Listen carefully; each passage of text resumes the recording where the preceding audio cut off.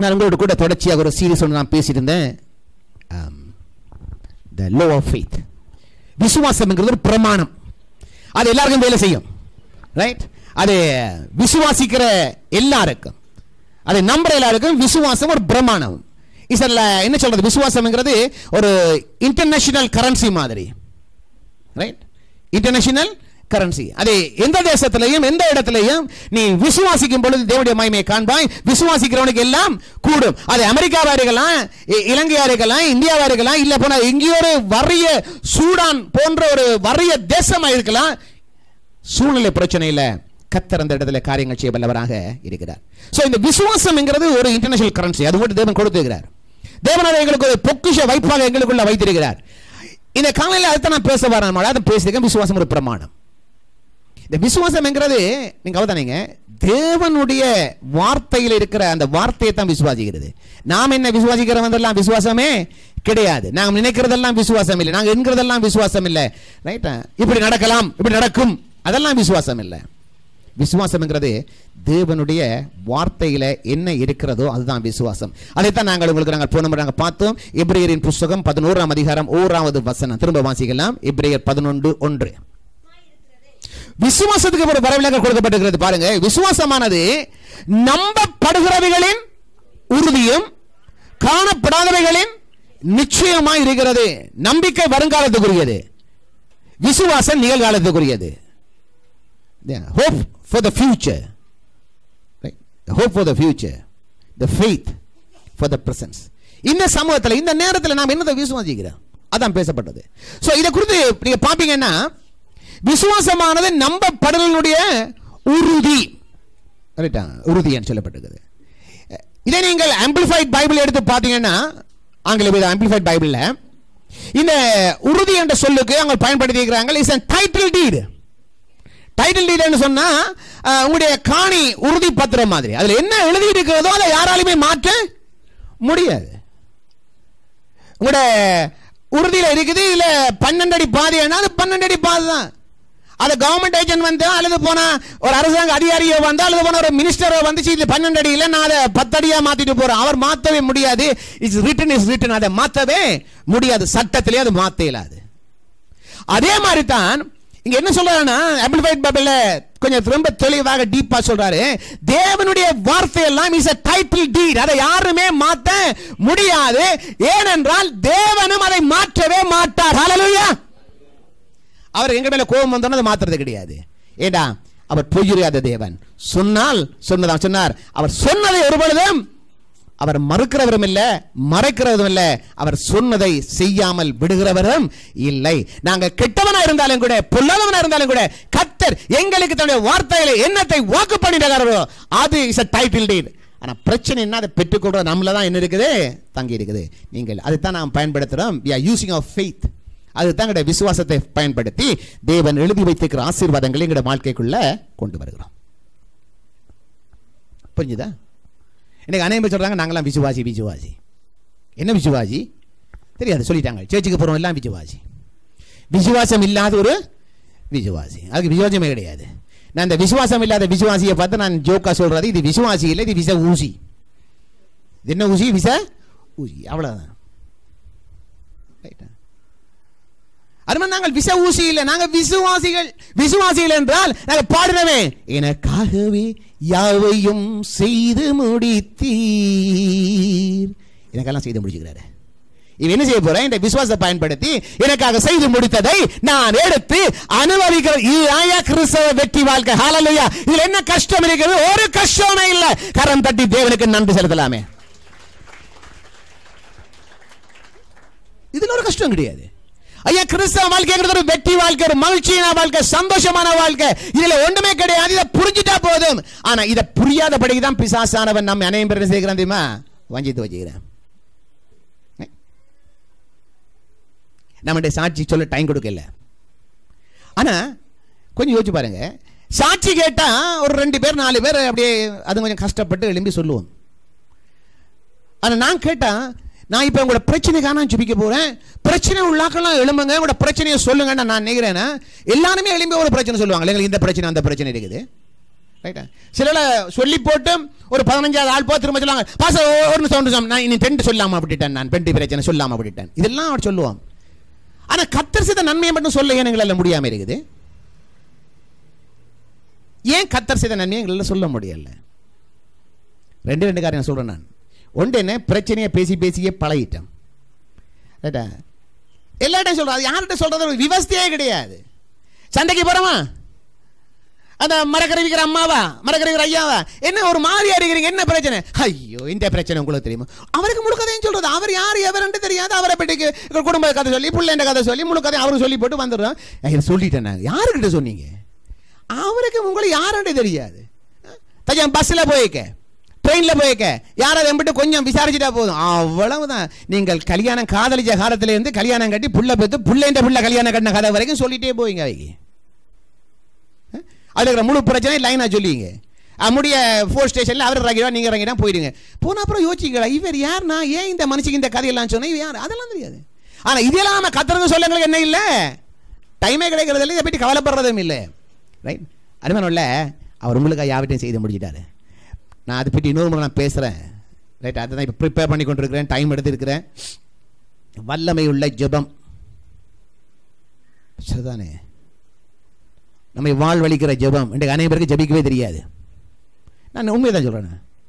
ரைட்டா? நான் இடைக்கிட கடையில் இந்த பைபிள் ஸ்டைலில் கொஞ்சம் டச் பண்ணிக்கிறேன். அனைவருக்கு ஜெபிக்க தெரியாது. அனைவரும் என்ன செய்கிறது, ஜெபிக்கிறது இல்லை. நீங்கள் உங்களுடைய பிரச்சனை ஆண்டு சொல்கிறீங்க, அவ்வளோதான். You just give an information. ஆண்டவரே எனக்கு இப்படி பிரச்சனை, நீங்கள் இன்ஃபர்மேஷன் அவர் சொல்ல தேவையில்லை. இன்ஃபர்மேஷன் அவருக்கு முடிவாகவே தெரியும். உலக தோற்றத்துக்கு முன்னுக்கு அவருக்கு எல்லாம் தெரியும். அவருக்கு இன்ஃபர்மேஷன் இல்லை. ஜெபங்கிறது உனக்கு என்ன தேவைன்றதை சொல்கிறது தான் பிரச்சனை. எனக்கு இது வேணும், ஐ வாண்ட் திஸ், அப்பாடத்திலிருந்து பெற்றுக்கொள்ற, அவ்வளோதான். ஸோ அருமையான தேவனுடைய ஜனமே, அப்போ இந்த விசுவாசம்ங்கிறது ஒரு டைட்டில் டீட். அப்போ டைட்டில் டீட் என்னன்னா, மாற்ற முடியாத தேவனுடைய வார்த்தையில் என்ன இருக்கோ நான் அப்படியே நான் விசுவாசிக்கிறேன். அது விசுவாசம் என்ன செய்யறேன், நான் அறிக்கை இடுறது, எனக்கு என்னவாகிறது, அது உண்டாகும் கண்டிப்பாக. நான் மெச்சதெல்லாம் அல்ல, தேவனுடைய வார்த்தையில் எனக்காக என்ன இருக்கிறது. நீங்கள் அதை பார்த்தீங்கன்னா இன்னொரு வேதாகமத்தில் அதை இவ்விதமாக எழுதியிருக்கிறார்கள். அது NIV இங்கிலீஷ் பைபிளில் நியூ இன்டர்நேஷனல் வெர்ஷனில் இருக்குது. It's an confidence. இந்த கான்ஃபிடன்ஸ் என்று சொல்லும் பொழுது தேவன் சொல்லிவிட்டார், அதனால் எனக்கு என்ன இருக்குது, தைரியம் இருக்குது. தேவனுடைய வார்த்தையில் என்ன இருக்குது, எழுதி இருக்குது, அதனால் எனக்கு என்ன இருக்குது, நான் கவலைப்பட மாட்டேன், தைரியமா இருக்கிறேன். அது கண்டிப்பாக எனக்கு என்ன உண்டாகும், வரும். நீங்க அதை 2 பேர்ல வாசிக்கலாம். அப்புறம் விசுவாசத்தோட என்ன உண்டாகிறது, தைரியம். That is called confidence. அசைக்க முடியாத தைரியம், எனக்கு அது கிடைக்கும், அதான் தைரியம். ராத்திரி படுக்க என்ன எதிர்பார்த்தோம், விடிய எழும்புவோம், அப்படித்தானே? யாராட்டி படுக்க யோசிங்களா, படுகிறோம் முடிகிறோமோ தெரியாது, பாப்போம், அப்படியா? இல்ல நம்ம படுக்கைக்கு நம்ம தைரியமா தான் படுத்தோம், நாளை காலை எழும்ப போறோம், நாளை எழும்பி நம்ம ஒரு காரியம் செய்ய போறோம். நான் ராத்திரி படுக்கைக்கு தைரியமா தான் படுத்தேன், காலையில் எழும்ப போறேன், நான் எழும்பி சபைக்கு போவேன், சபையில போய் தேவனுடைய வார்த்தையை நான் பேச போறேன், அதனால என்னுடைய தைரியம். அதான் ஃபெய்த்க்கு சொல்லப்படுது, மை கான்ஃபிடன்ஸ். எனக்கு அனைத்து கிடைச்சாங்க, எங்களுக்கு எங்களையும் நம்பிக்கை இல்லையே, உனக்கு உன்னையே நம்பிக்கை போய் எந்த வாழ்ற, அட்லீஸ்ட் உண்மையாக நம்ப பழக. ரைட்டா? எனக்கு அனைவருக்கு அந்த கான்ஃபிடன்ஸ் இல்லை, அந்த நம்பிக்கை இல்லை. புருஷன்ல மேலையும் இல்லை, பெஞ்சாதி மேலையும் இல்லை, புள்ள மேலையும் இல்லை, படிக்கிற பிள்ளைக்கு மேலே படிக்கிற படிப்பில் கூட அதுக்கு கான்ஃபிடன்ஸ் கிடையாது. என்னவோ எழுதுறேன் பிரதர், என்னவோ எழுதுறதுக்கு என்ன இவ்வளோ காசு வழிச்சு 11 வருஷம் பள்ளிக்கூடம் போற, என்னவோ எழுதுறான்டா. ஒரு பையன் அப்படின்னா 7 லெவலுக்கு போறான், என்ன கேட்டேன், என்ன தம்பி எழுதுறானே, பாஸ், அது போய் பார்ப்போம், போயிட்டு என்னவோ எழுதுவோம். நான் சொல் என்னவோ எழுதுறதுக்கு என்ன 13 வருஷம் பள்ளிக்கூடத்துக்கு போய் காசு கட்டி லூசன் மாதிரி என்ன போன பைத்தியார பையில, என்னவோ எழுதுறதுக்கு போறதில்லை. இதைத்தான் நான் எழுத போறேன், நான் இதை முடிச்சுட்டு நான் இப்படி டாக்டராக இன்ஜினியராக வர போறேன், அதுதான் கான்ஃபிடன்ஸ். நான் ஞாயிற்றுக்கிழமை தொடர்ந்து 5 வருஷத்துக்கு மேலே பேசுகிறேன். என்ன பேசுகிறேன்? I have a confidence. என்ன கான்ஃபிடன்ஸ் தெரியுமா? உங்களுடைய வாழ்க்கையெல்லாம் மாறி தேவன் உங்களை ஐஸ்வர்யவான்களாக செழிப்புள்ளாய் மாற்றி நீங்கள் விசுவாசத்திலே வல்லவர்களாக மாறி இருப்பீர்கள். ஹல்லேலூயா! அந்த கான்ஃபிடன்ஸ்ல தான் நான் பேசிக்கிறேன். ஏதோ நடக்குது, ஏதோ ஒரு ஞாயிற்றுக்கிழமை நான் வாரம் பேசுறேனாங்கிறது கிடையாது. I have a confidence. என்னுடைய வாழ்க்கையில் எனக்கு ஒரு திட நம்பிக்கை இருக்குது. I have a confidence.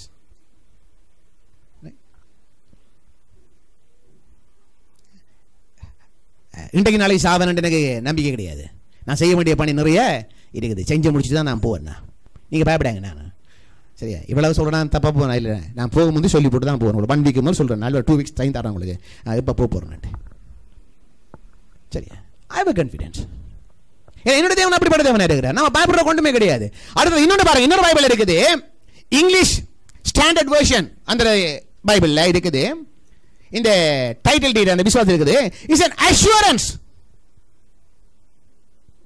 The faith is an assurance. அதாவது என்னுடைய நம்பிக்கையினுடைய ஒரு அஸ்திவாரம். ஒரு வீட்டுக்கு எவ்வளவு அஸ்திவாரம் இருக்குதோ அதே மாதிரி நம்பிக்கைக்கு அது அஸ்திவாரம். அப்ப தேவனுடைய வார்த்தை தான் என்னங்கிறது, என்னுடைய வாழ்க்கையின் அஸ்திவாரம். உங்களோட பக்கத்தை பார்த்து சொல்லுங்க, நீங்கள் எந்த அஸ்திவாரம் போட்டீங்களோ எனக்கு தெரியல, இன்றைக்காவது தேவனுடைய வார்த்தையே உங்கள் வாழ்வின் அஸ்திவாரமாய் இருக்கட்டும். அது அஸ்திவாரமாய் இருந்தால் நீங்கள் ஒரு பொழுதும் அசைக்கப்படவே மாட்டீர்கள். சரியா? சொல்வார்கள், வார்த்தையில நம்ம வீட்டை கட்டணும். இந்த வார்த்தையில வீட்டை கட்டணும் என்ன அர்த்தம்? நம்பிக்கையில, தேவனுடைய நம்பிக்கையில வீட்டு வாழ்க்கையை கட்டுறது. அதுக்காக பைபிளை கொண்டு போய் பொலித்தீன் பேக்கில் கட்டி வீடு அடிக்கட்டி கத்தி வரதுக்கு வச்சு பைபிளை வச்சு கட்டுற இல்லை. சரி, அப்படி வர்றாங்க, அப்படி நடந்திருக்குது. ஆனால் அது வார்த்தையில் கட்டப்பட்ட வீடு. தெரியாது, ஒரு பைத்தியம். நான் சொன்ன நான் ஒரு 35 வருஷம் இருக்கு, அதுக்கு முன்னு சொல்றேன். நான் ரட்சிக்கப்பட்ட ஆரம்ப கட்டத்தில் ஒரு ஊழியர் வந்தாரு, யாழ்ப்பாணத்தில் தான் ஒரு ஊழியர் இருந்த போல பேசி போட்டு சொன்னார், நாம் வார்த்தையில நிக்கிறேன். பைபிளத்துக்கு கீழே போட பைபிளுக்கு மேல ஏறி நிக்கிறார். நான் வார்த்தையில நிக்கிறேன். அந்த நாட்கள் நினைச்சது பெரிய காரியம் செய்யறாராக்க வேண்டி, இப்பதான் விளக்குது மூணு லூசு பயல். பைபிளுக்கு மேல ஏறி நிக்கிறது, வார்த்தையில நிக்கிறது இல்ல. இன்னைக்கு அநேக நினைக்கிறாங்க பைபிளை தூக்கி தலைமாட்டுகளை வச்சுட்டா பேய் வராதுன்ட்டு. கவனம், பேய் வந்து பைபிளை தூக்கி கொண்டு போடும்.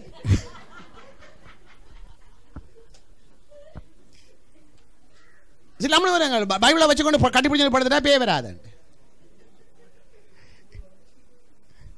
இந்த பேய்க்கு நிறைய வசனம் தெரியும், தேவனுடைய வார்த்தை. ஆனா அவன் இயேசுவையே என்ன செய்தவன்? வார்த்தை பைபிளை வச்சு தான் பேயினவன். அப்ப அவனுக்கு எவ்வளவு பைபிள் தெரியும் சொல்லுங்க. அப்ப ஐயா, அவன் பரலோகத்திலிருந்து தள்ளப்பட்ட ஒரு தூதன், லூசிபர். அந்த ஆராதனைக்கெல்லாம் பொறுப்பா இருந்தவன், தேவ சமூகத்தில் ஆராதிச்சவன் தான் பெருமையினால தள்ளப்பட்ட லூசிபர். அவனுக்கு போய் நீங்கள் தேவனை பற்றி பைபிள் சொல்றான்டா, லூசு கதை மாதிரி இருக்கு அவன்கிட்ட. ஆனவிட தான் என்ன செய்றான், அவன் எங்களை ஈஸியாக வஞ்சிக்கிறான். இந்த பைபிளை வச்சு தான் எங்களை வஞ்சிக்கிறேன். அவனு நாம அதுல தேவனுடைய வார்த்தையில ரொம்ப கான்ஃபிடன்ஸா இருக்கணும். அவன் சொல்றான், இதுல இது நடக்காது, இது நடக்கான்னு சொல்றான். இல்லை, இது நடக்கும். இது நடக்காதுன்னா நிச்சயமா அது நடக்கும், அது முடியும். சோ அப்ப இந்த விசுவாசமானது என்னது? நம்பப்படுவதனுடைய என்னுடைய ஒரு ஆணித்தரமான டைட்டில் டீட் அல்லது ஒரு அசையாத ஒரு ஃபவுண்டேஷன் என்னுடைய தைரியமாக இருக்கிறது. சரி, பார்க்கலாம்.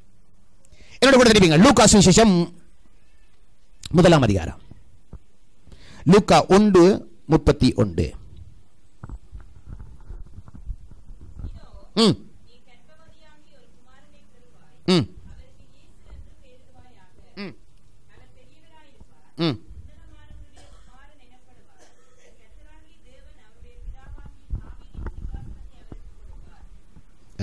இது அதிகமாக யோசிப்பாங்க, கிறிஸ்துமஸ் பேசுகிற வசனத்தை பாஸ்டர் இங்கே பேசுறாரு. கிறிஸ்தவனுக்கு என்றைக்குமே கிறிஸ்துமஸ் தான். ஒவ்வொரு நாளும் கிறிஸ்துமஸ், ஒவ்வொரு ஞாயிற்றுக்கிழமையும் குட் ஃப்ரைடே, ஒவ்வொரு ஞாயிற்றுக்கிழமை ஈஸ்டர், எல்லாமே எல்லாம் தான் அன்றைக்கு. அப்ப இங்க பாருங்க, தேவதூதன் வந்து இப்ப மரியாளோட பேசுறான். இங்க மரியாள் வந்து ஒரு சாதாரண ஒரு யூதப்பெண். இப்ப இவ்விடத்துல வந்து சொல்றான், உனக்கு ஒரு குமாரன் கிடைப்பான், அவனுக்கு இயேசு என்று பெயரிடுவாயாக சொல்லப்படுறது.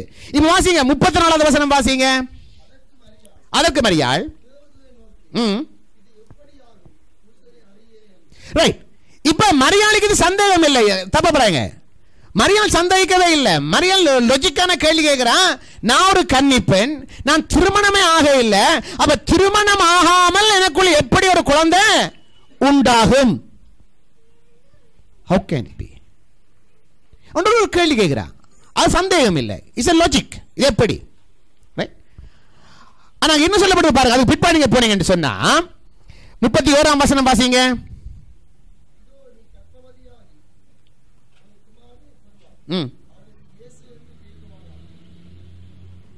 எஸ் எஸ் என்று போயிடுவாயாக. சாரி, நான்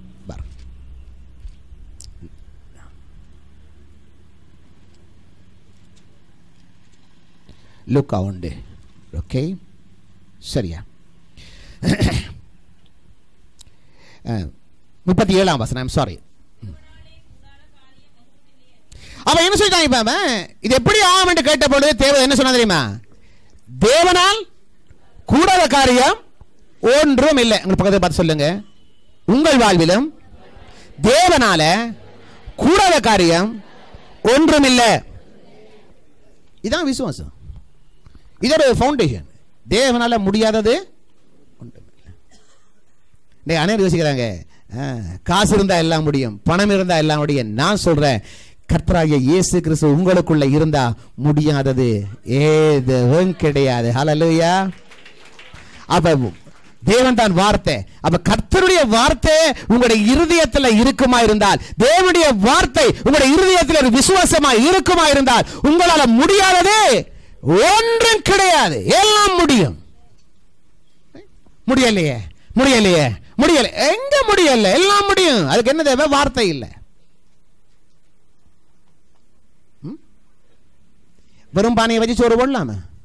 பிள்ளைல உட்கார வச்சுட்டு வெறும் பானை இருக்குது. வெறும் பானையும் ஆகப்போய் பிரியோசனமும் இல்லை, பானைக்கு சோறு இருக்கணும். அதே மாதிரி தேவனுடைய வார்த்தை நம்முடைய இருதயத்தில் இருக்கணும், மனதில் இல்லை. ரைட்டா? தேவனுடைய வார்த்தை ஹேண்ட்பேக்கில் இல்லை, தேவனுடைய வார்த்தை ஷோல்டர் பேக்கில் கிடையாது. தேவனுடைய வார்த்தை நம்முடைய இருதயத்தில் இருக்கணும். வசனம் தியானிக்கையில் இதயமதில் ஆறுதலே, காரிருளே நடக்கையிலே தீபமாக வழி நடத்தும், காரிருளே நடக்கையிலே தீபமாக வழி நடத்தும் உம்முடைய வசனம். காரில் வராது என்பதில்லை, காரில் வரும், கஷ்டம் வரும். ஆனா அந்த நேரத்தில் என்ன செய்யும்? அந்த காரில் உம்முடைய வசனம் அது ஒரு விளக்காக மாறிவிடும். It became a light, a powerful light. அது வசனம் வெளிச்சமா மாறி அந்த காரில் அது என்னை அற்புதமாக நடத்தி கொண்டே போகும்.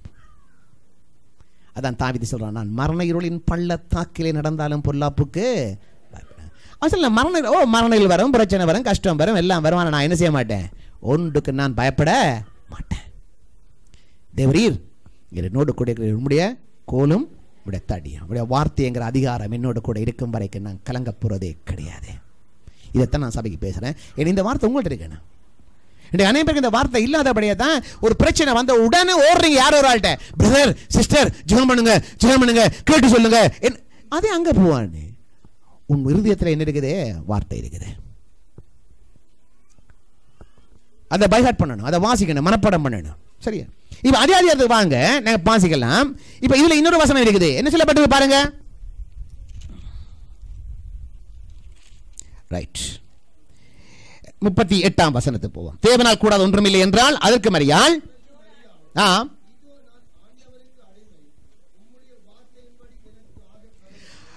உம்முடைய வார்த்தையின் படி எனக்கு ஆகட்டும், ஆக கடவது.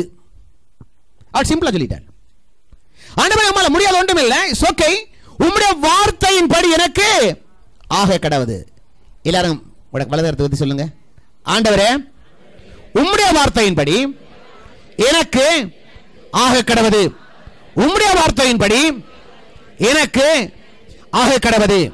உம்முடைய வார்த்தையின்படி எனக்கு ஆக கடவது. இப்ப எத்தனை பேருங்க தைரியமா இருக்கலாம்?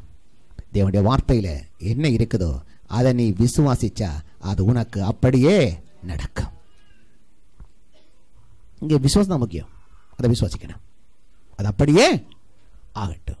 நீங்க இதுக்கு பாத்தீங்கன்னா அந்த ஆம்பிளிஃபைட் பைபிள்ல இந்த வேர்ஸுக்கு ஆங்கிலத்தில் நல்லா இருக்கு, வெரி இன்ட்ரெஸ்டிங். அதை கொஞ்சம் படிச்சு பார்த்தா நல்லா இருக்கு. நான் வாசிக்க சிம்பிளா விளங்க. The no word from God shall be without power or impossible of fulfillment. அதுதான் இருக்குது. The no word, ஒரு வார்த்தை தேவனுடைய வாயிலிருந்து புறப்படுற ஒரு வார்த்தை, no word from God, தேவனுடைய வார்த்தை ஒரு வார்த்தை, shall be without power, வல்லமை இல்லாமல் இருப்பதும் இல்லை, impossible of fulfillment. அந்த வார்த்தை வல்லமை இல்லாதது மட்டுமல்ல, அந்த வார்த்தையிலே சொல்லப்பட்டதை நிறைவேற்றாமல் போவதற்கு அது வக்கற்ற வசனம் அல்ல, அது அப்படியே நிறைவேறும். ஒரு வார்த்தையும் தேவன் சொல்ற ஒரு வார்த்தையும் வீணே போகாது. நீங்க வாசிக்கலாம் ஏசாயா 55 அதிகாரம் 10 வசனம் போவோம். ஐசாயா 55:10, ஏசாயா 55:10.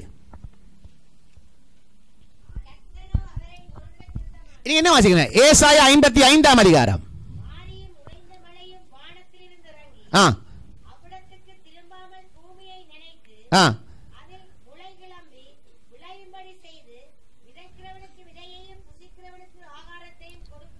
எப்படியோ அப்படியே அப்படியே therefore அப்படி. அடுத்த வசனம் வாசிங்க. தேவனுடைய வாயிலிருந்து புறப்படும் வசனமும் இருக்கும், அது வெறுமையாய் ஒரு நாளும் திரும்பி வராதே. தேவன் விரும்புகிறதை செய்து, அப்ப வசனம் என்ன செய்யுமா? அந்த வசனத்தில் என்ன எழுதி இருக்குதோ அதுல வல்லமை இருக்கிறது, அந்த வசனம் அதை அப்படியே வாய்க்க பண்ணும். அந்த வசனம் நடனம் இருதயத்தில் பொறுக்கி எடுத்து நடனம். என்ன தேவை? அதை விதைத்தால் அது அப்படியே உண்டாகும். இட் ஒன்ட் இல்லை. ஏன்னா தேவனுடைய வார்த்தையில் என்ன இருக்கிறது? Is a power and it is a power to fulfill. அதை நிறைவேற்றுகிற வல்லமை அதுக்கு இருக்குது. ரைட்? அதனுடைய அனைவருடைய வாழ்க்கையில் இருக்க மிகப்பெரிய பிரச்சனை என்னன்னா இது நடக்குமா? என்ன சொல்றாங்க? நாங்க பைபிள் வாட்சமே ஒன்றும் நடக்கலையே. பைபிள் வாட்சம் நடக்கிறது கிடையாது. நான் தான் இந்த வீட்டில் வேணுமா இருந்தால் நானும் கூட ஒரு உர பேக் நிறைய யூரியா பேக் நிறைய என்ன செய்யலாம், நெல் வச்சுக்கலாம். இந்த ஒரு பேக் நெல்லை வீட்டை வச்சுக்கொண்டு அதில் இருந்து வருஷம் முடிய இன்னொரு 9 பேக் அறுக்க இயலாது. அன்லஸ் நான் அதை கொண்டு போய் என்ன செய்யணும்? விதைக்கணும். விதைச்சா தான் அது அறுவடை வரும். எனக்கு வசனம் தெரியும் என்பதனால இல்லை, நான் வசனத்தை விதைக்கணும். எங்க விதைக்கணும்? இருதயமாகிய நல்ல நிலத்துல விதைக்கணும். எப்படி விதைக்கணும்? அதான் காலையில் எழும்பி மாலையில் எழும்பி டைம் கிடைக்கிற நேரம்லாம் அந்த வேத வார்த்தையை எடுத்து வாசித்து அதை தியானித்து அதுக்கு தண்ணி ஊத்துறது. தியானம்ங்கிற தண்ணி ஊத்துறது. என்ன நடக்குது? அதான் தாவீது சொல்றான், அந்தி சந்தி மத்தியானம் நடுச்சாமத்தில் ஆண்டவரே நான் உம்மை தியானிக்கிறேன். அதான் நம்முடைய தியானம், அதான் எண்ணம். ரைட். ஆனால் நம்முடைய தியானம் எல்லாம் வித்தியாசம். எந்த நாளுமே பிரச்சனை பிரச்சனை பிரச்சனை, கஷ்டம், ஐயோ அந்த பிரச்சனை இந்த பிரச்சனை அது பிரச்சனை இது பிரச்சனை அப்பா என்று சொல்லி நீங்கள் அதைத்தானே தியானிக்கிறீங்க. நான் சொன்ன பிரச்சனையை தியானிக்காதீங்க, கொஞ்சம் மாற்றுங்க. இந்த பிரச்சனையெல்லாம் மாற்ற வல்ல ஒரு தேவன் இருக்கிறார். அந்த தேவனால் எல்லாம் கூடும் என்பதை விசுவாசியுங்கள், அதை தியானியுங்கள், அதை நம்புங்கள். அது நம்முடைய வாழ்க்கையை மாற்றும். உங்களோட பக்கத்தில் பார்த்து சொல்லுங்க, தயவு செய்து இனிமேல் உங்களுடைய பிரச்சனையையும் கஷ்டத்தையும் தியானிக்காமல் அது எல்லாவற்றையும் செவ்வையாக செய்து முடிகிற கர்த்தராகிய இயேசு கிறிஸ்துவை தியானியுங்கள். அது போதும்.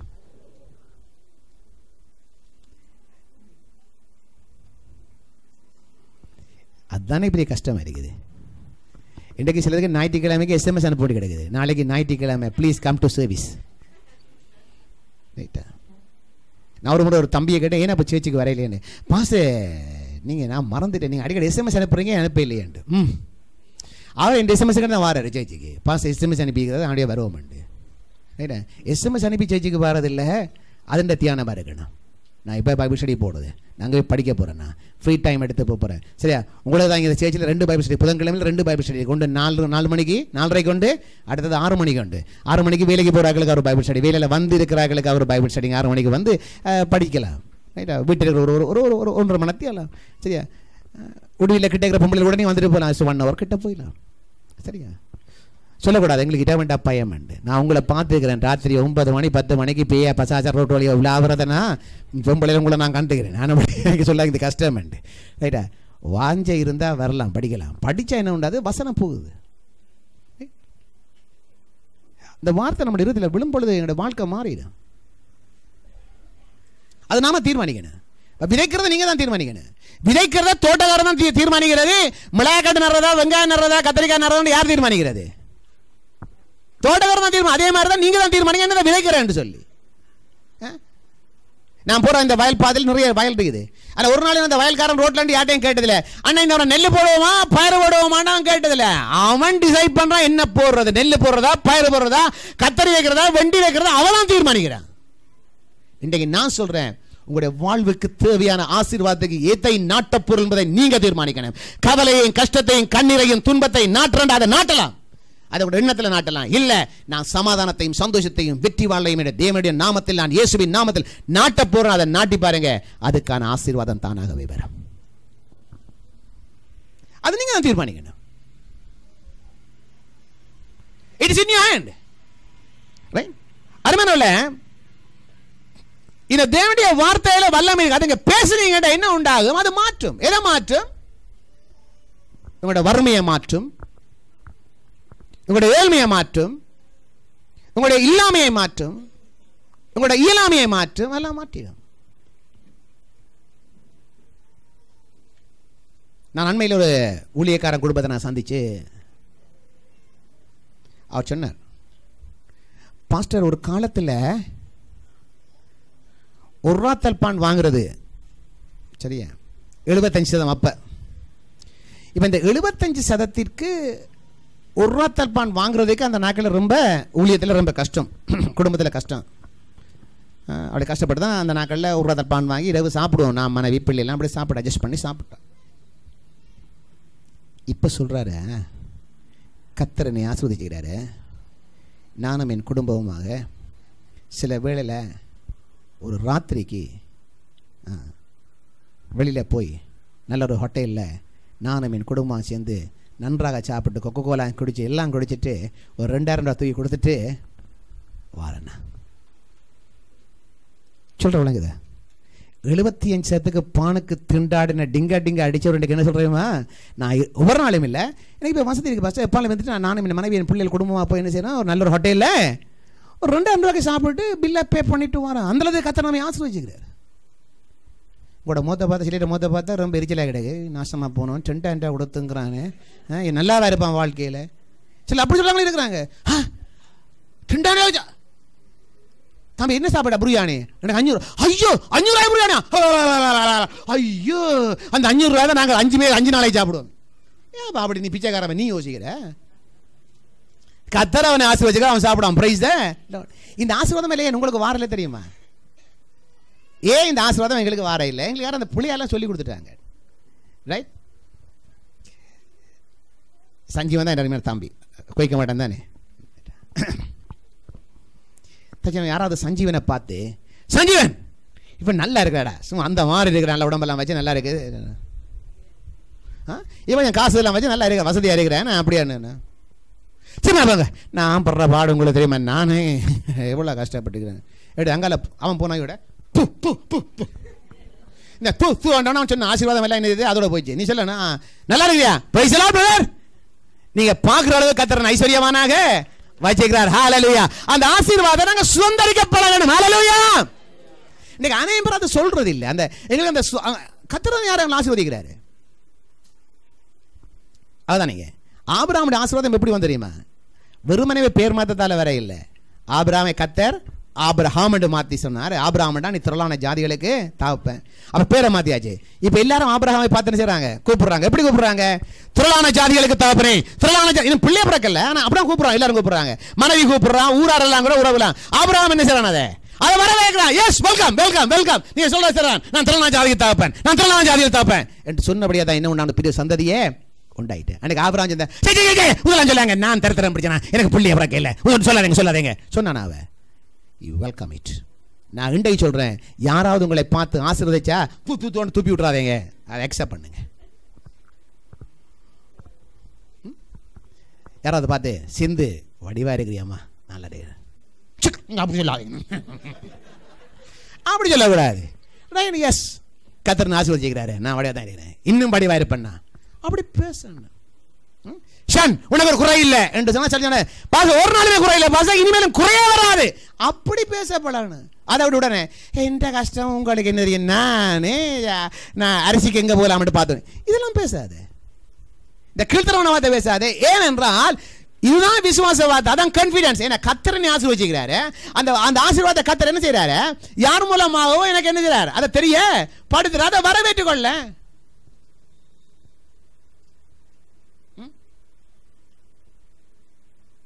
என்ன சொல்றீங்க?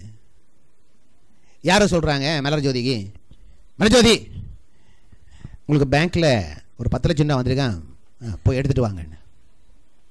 நீங்க என்ன செய்வீங்க?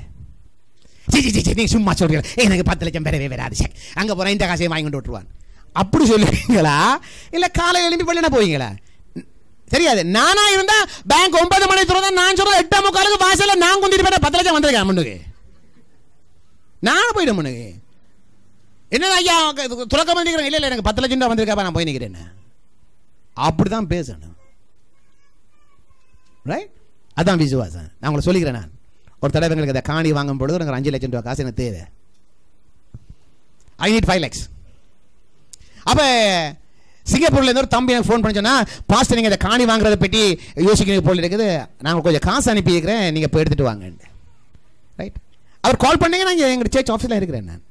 நான் சொல்லி போட்டு போனேன், சந்தோஷம் சொல்லி போனேன், காசு விடுறது எடுத்துகிட்டு வரேன். நான் போய் வெஸ்டர்ன் யூனியனுக்கு போனேன். அந்த பையன் சொன்ன, தங்கச்சி இந்த மாதிரி தான் பின் நம்பர் இருக்குது, காசு வந்திருக்குது எடுத்தான்னு. அந்த பிள்ளை கேட்டால் இவ்வளவு காசு வந்திருக்குதுன்னு சொன்னார். நான் என்ன சொன்னேன், 5 லட்சம் ரூபா இருக்குது, 5 lakhs வந்திருக்கு எடுத்தான்ட்டு. அவருக்கு அமௌண்ட் சொல்லலை, நான் சொன்னேன் 5 lakhs வந்திருக்குது. அவர் சொன்னேன், எஸ் பாஸ்டர் சரியா சொன்னீங்க, 5 லட்சம் தான் வந்திருக்கேன். நான் ரைட்டாக தானே, எப்படி உங்களுக்கு எக்ஸாக்டாக சொல்கிறீங்கண்ணா? நான் எனக்கு எக்ஸாக்டாக 5 லட்சம் தான் தேவை, கத்தர் அனுப்பினா 5 லட்சம் கேட்டால் அவர் 5 லட்சம் தான் தருவார், அதுக்கு 4 லட்சம் அனுப்பி சொல்ல மாட்டார், மிச்சம் 50,000 ரூபாய்க்கு பிச்சிடுறான்னு சொல்லி. இல்லை, நம்முடைய தேவன் கொடுக்குற அப்படியே கொடுப்பாரு. அதை வாங்கினா காணி கொண்டே கொடுத்தான், காணிக்கு வாங்கினா தேவனுடைய கிருபையினால ஒரு காணி கொண்டு வாங்கி வச்சுக்கிறோம். காணி கட்ட போகிறோம், காசு இல்லை, அப்படியா? இல்லை இல்லை, காசு இருக்குது, அது பரத்திலேருந்து வரும். என் தேவைகள் யாவும் தேவன் தம்முடைய ஐஸ்வர்யத்தின்படி நம்முடைய குறைவுகள் யாவையும் கர்த்தராகிய இயேசு கிறிஸ்துவுக்குடாக பரத்திலிருந்து எங்களை அனுப்பி அவர் ஆசீர்வதிக்கிற வல்லவராய் இருக்கிறார். ஹல்லேலூயா, ஹல்லேலூயா. பிலிப்பியர் 4:19, பிலிப்பியர் 4:19. இப்போ வாசிக்க தேவையில்லை, சரியா? உங்களை பக்கத்தில் பாட்டு சொல்லுங்க. பிலிப்பியர் 4:19 மறக்காதீங்க. உங்களோட குறைவுகள் வரும் பொழுதெல்லாம் அந்த வார்த்தையை சொல்லுங்க, கர்த்தர் நிறைவாக்குவார். குறைவு என்று சொன்னால் பணத்துக்கு மட்டும் இல்லை, உங்களோட வியாதி ஏற்படும் பொழுது, பலவீனம் ஏற்படும் பொழுது, தேவை ஏற்படும் பொழுது சொல்லுங்க, ஆண்டவரே இந்த குறைவுகள் யாவும் எனக்கு இப்போ சரீரத்தில் பலவீனம், பலன் குறைஞ்சிருக்கு ஆண்டவரே, ஆசீர்வாதம் குறைஞ்சிருக்குது. வீட்டில் அம்மா சமைக்க சொல்லுங்க, ஐயோ சோறு அரிசி குறைவா இருக்குது, சொல்லுங்க ஆண்டவரே இந்த குறைவான அரிசி எல்லாத்தையும் நீர் நிறைவாக்க வல்லவராக இருக்கிறீர். ஹல்லேலூயா. அது நிரம்பும்.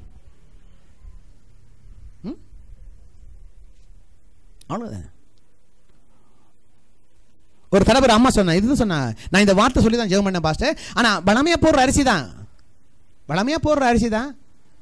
ஆனா அன்றைக்கு நான் அவளை பெருசா கொஞ்சம் தான் இருக்குது, மட்டும் தான் இருக்குது, எல்லாம் பாப்பிடலான்ட்டு நான் அந்த அரிசியை போட்டு கொஞ்சம் அடுப்பில் வச்சு எரிச்சிட்டு அதை கவனிக்கல, அதை அவியிட்டு தண்டை பாட்டிலேருந்து விட்டுட்டேன்.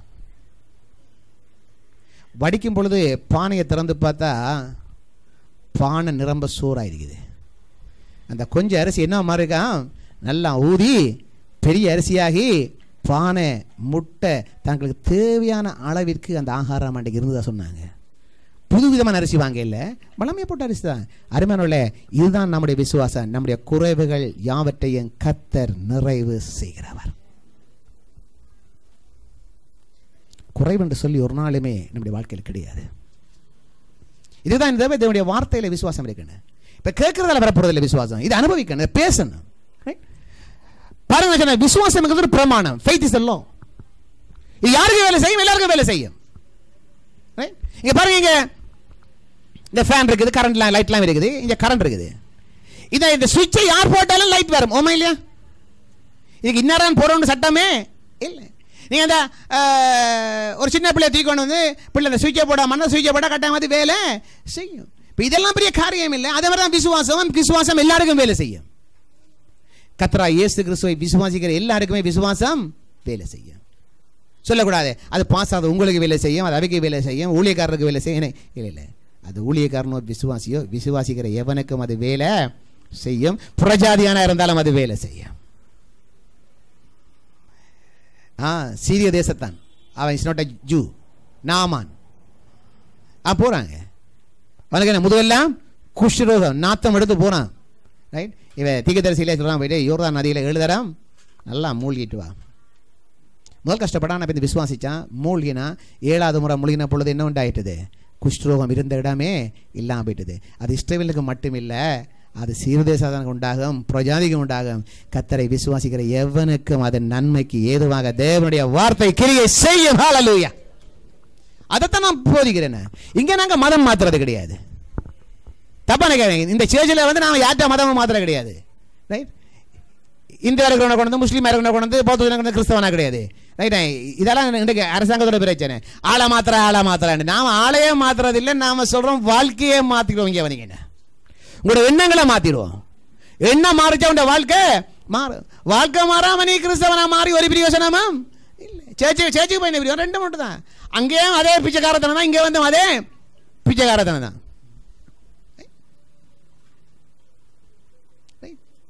அதே மாதிரி தான் இன்றைக்கு சபை பார்த்தா எனக்கு அநேகமான சபைகள் அதுவும் பிச்சை தான் அடிக்குது. சொல்லப்பா சொல்லுவார், விசுவாசிகளே உங்களை நம்பித்தான் நாங்கள் இருக்கிறோம். நீங்கள் போட்டால் தான் நாங்கள் காரியங்கள் செய்யலாம், நீங்கள் கொடுத்தால் தான் நாங்கள் செய்வோம். நீங்கள் கொடுக்கட்டு எங்களால் ஒன்றுமே பண்ணல. ஏன் உன்னிட போய் நான் பிச்சை கேட்கணும்? நான் சொல்கிறேன், இன்றைக்கு குறைக்காதீங்க, தப்பா நினைக்காதீங்க. இந்த சபை உங்களை அல்ல, உங்களை காட்டிலும் மேலான கர்த்தரை நானும் நீங்கள் நம்பி இருக்கணும் தான் நான் போதிக்கிறேன். உங்களோட வாழ்வுக்காக அடுத்த மனுஷன் நம்பாதீங்க. ரைட். ரைட். தனியமான சில வீட்டில் போனால், அந்த செத்த வீட்டுக்கு போனால் நான் பார்த்துக்கிறேன், அழுவாங்க செத்த வீட்டில். நீங்கள் போயிருக்கிறீங்களானே? யாராவது செத்தவனுக்காக அழுவனை கேட்டிருக்கீங்களா? பார்த்துருக்கீங்களா? செத்தவனுக்காக யாராவது ஒரு செத்த வீட்டிலே அழுதுருக்கிறானா? என்ன துளசி, நீ கொழும்புல போயிட்டு வந்துருக்கிற? கொழும்பு வந்துக்கிறேன். சரி, நீ டீச்சர் சொல்லு, செத்தவனுக்கு அழுதுருக்காங்களா யாராவது? செத்தவனுக்காக நான் இதுவரை காலத்தில் எத்தனையோ செத்த விட்டு போயிருக்கிறேன். செத்தவனுக்காக ஒருவன் அழுததில்லை. செத்தவனுக்காக அழுதுற அவன் தனக்கு தான் அழுதுறான். அத்தான் போட்டிகளே, நான் என்னத்தான் செய்யறது? என்ன செய்யறதான் பிரச்சனை? நீ போனா போப்பா, நீ தந்துட்டு போய் நான் நிம்மதி வந்திருப்பேனே. பிள்ளைல அப்பா போட்டாரு, நீ எங்களுக்கு யார் எங்களுக்கு வாங்கி தர போய், எங்களுக்கு அது யார் வாங்கி தந்த இது வாங்கி தர? அப்ப நீ போட்டியா, எங்களுக்கு யார் வாங்கி தரது? பிள்ளைக்கு பிரச்சனை, நீ யார் வாங்கி தரது பிரச்சனை, நீ போறத பற்றி பிரச்சனை இல்லையாப்பா? தப்புன்னு சொல்லல. சில மனதில் கொஞ்சம் பாதிப்பு இருக்குது, அந்த அன்பு இருக்குது, வேதனை கொஞ்சம் இருக்குது. ஆனால் அது இல்லையே நான் சொல்லல. ஆனால் அதை காட்டிலும் எங்களுடைய பெரிய ஆதங்கம் என்ன தெரியுமா? நாளைக்கு என்ன செய்ய போறோம்? நாளைக்கு என்ன செய்ய போறோம்?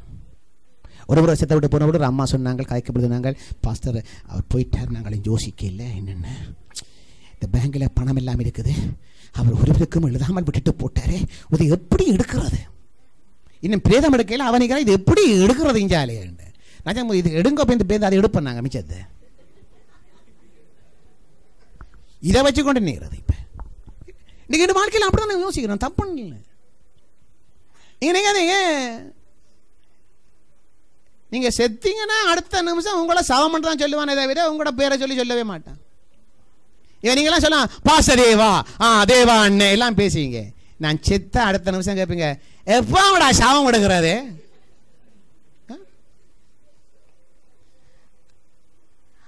என்ன ரூபி சிரிக்கிற? அதான் நேச்சுரல், அதான் இயற்கை, அதான் யதார்த்தம். செத்தவனே அவன் சாவம். ஆனா பார்த்து சொல்ற இல்ல. கட்டண பொண்டாடி கூட அப்படிதான் சொல்லுவா, சவத்தை எடுங்க வேணாப்பா. அவள் சொல்லுவாள், அத்தான கொண்டு போகாதேங்கோ சொல்றதா? இல்லை, அது எடுங்கப்பா.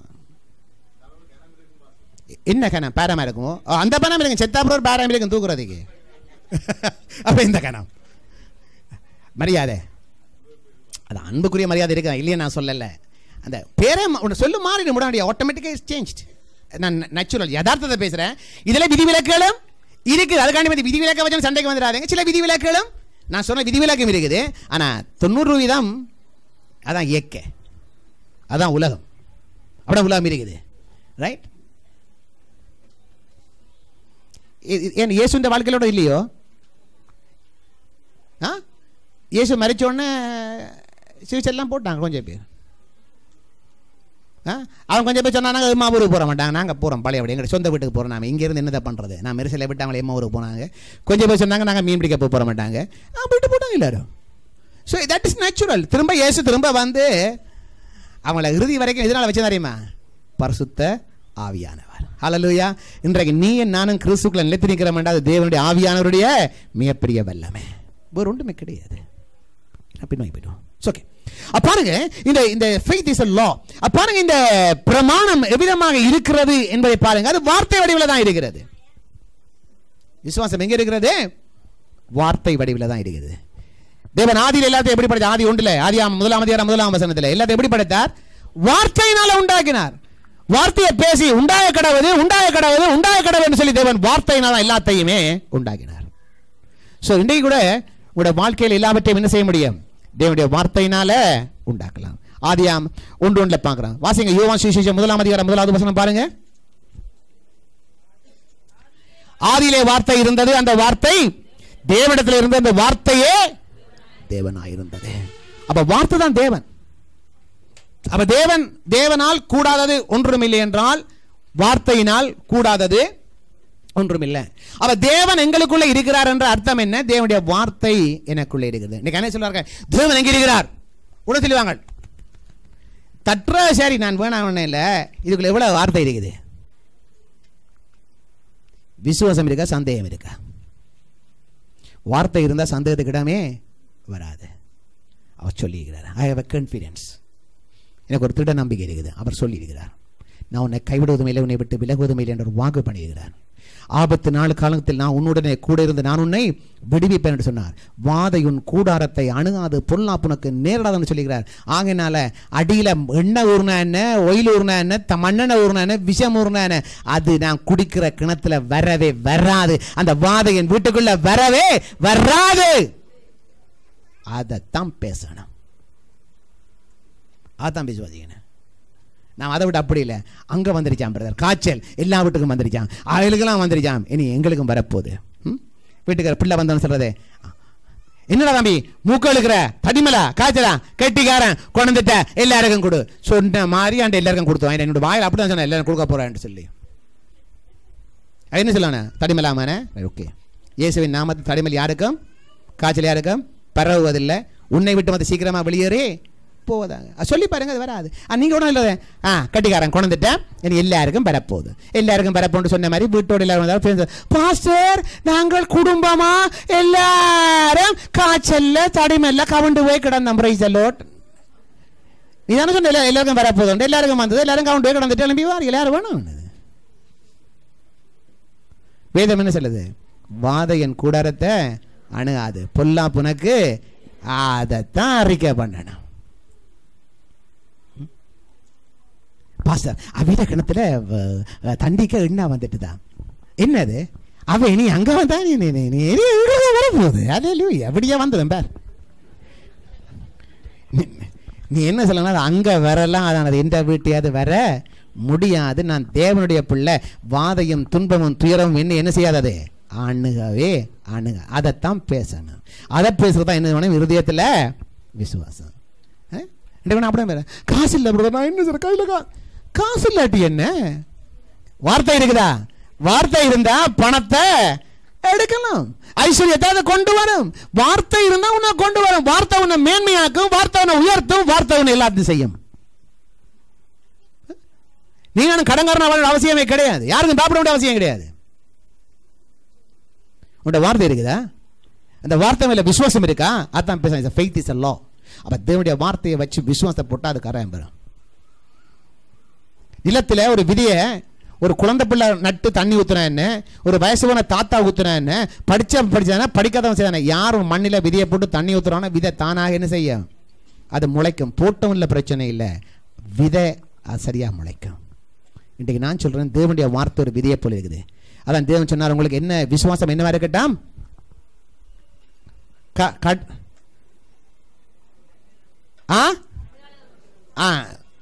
சொல்லுங்க, திருப்பி எல்லாம் சொல்லுங்க,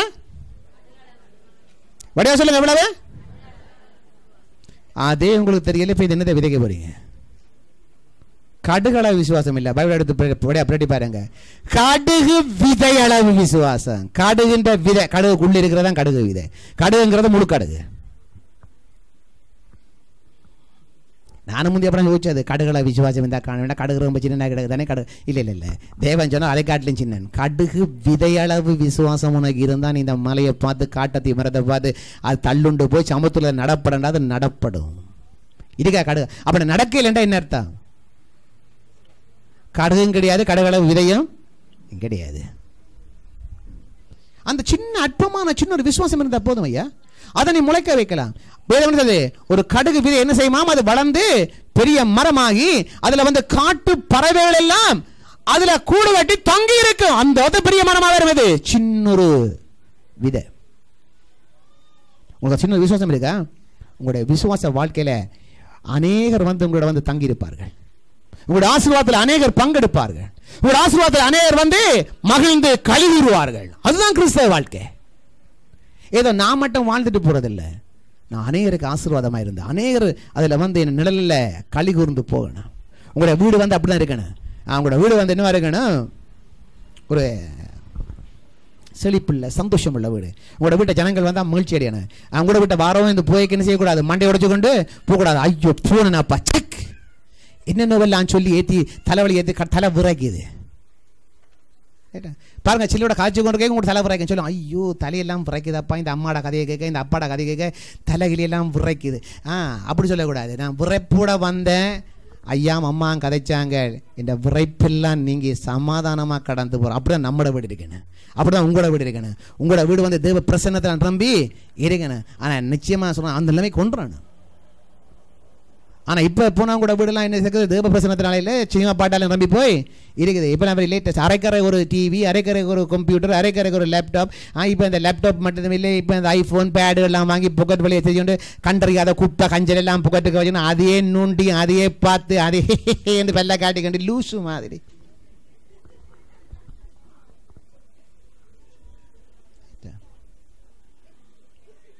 நான் சொல்றேன், இந்த காலத்தில் ரோட்ல போய் பாயேன், அவன் காதுக்க போனை ஒட்டி போடுச்சுமா, ஹலோ ஹலோ ஹலோ நான் எங்களை கூப்பிடுறாங்களோ அவன் அந்த வழி எங்க சொல்றேன். அவன் யோசிக்கிறது எங்க நின்று ஹலோ சொல்றான், யாருக்கு சொல்றான்? இது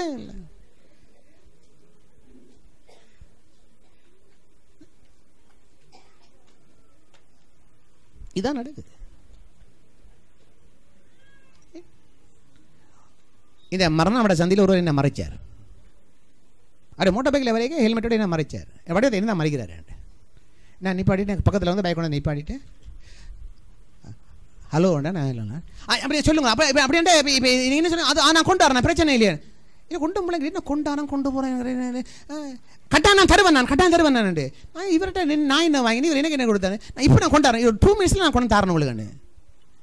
அப்பா பார்த்தா என்ன மறைச்சி வச்சுட்டு அவன் ஃபோனை காது கூட்டி அவன் ஃபோனில் யாரோட காட்சி பண்ணிக்கிறேன். நான் நினைச்சேன் ஏதோ கொண்டாட எடுக்க போகிறான்.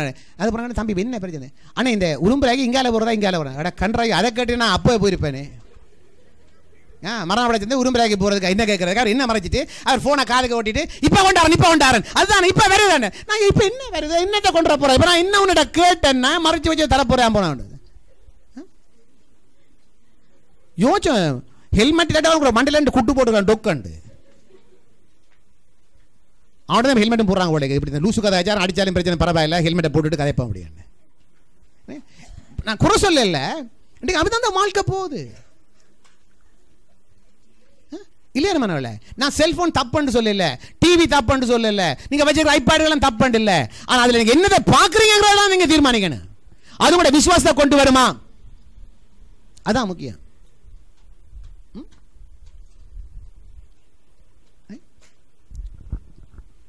நான் ஒரு மணி நேரம் ஃபோனில் ஒரு வீட்டை கேட்டேன். அந்த ஃபோனை வந்து சின்ன பிள்ளை ஆன்சர் பண்ணுது. அதுக்கு ஒரு 10 வயசு இருக்கு, பொம்பளை பிள்ளை. நான் கேட்டேன், பிள்ளை அம்மா அங்கே கொஞ்சம் கதைக்கணும். பாசரி இப்போ அம்மா கதைக்க மாட்டாங்க அப்படின்னு ஸ்மார்ட்டாக கதைக்குது அந்த பிள்ளை. ஏன் கதைக்க மாட்டாங்க? அம்மா இப்போ நந்தவனம் பார்த்து கொண்டு இருக்கிறாங்க.